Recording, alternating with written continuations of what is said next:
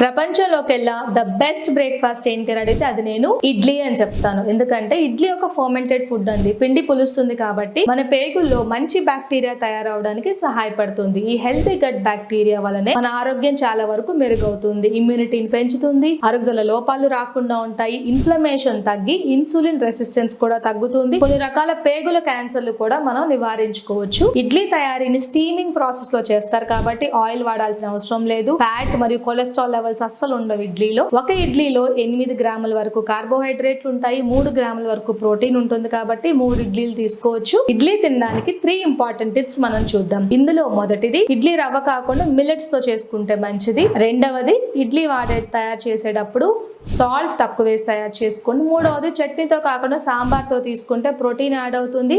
Vegetables వల్ల vitamins minerals కూడా మనకి సహాయపడతాయి.